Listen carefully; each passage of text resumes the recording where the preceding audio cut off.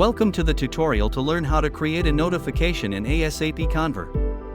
To do this, once the campaign is created, go to the Create Notification section.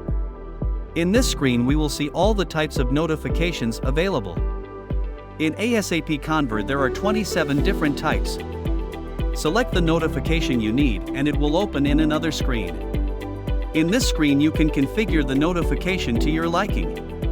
All notifications are 100% customizable and optimized to fit perfectly to your website. In addition, once the notification is created, in the Statistics tab you will be able to see all the data related to the notification and the conversions it is generating on your website.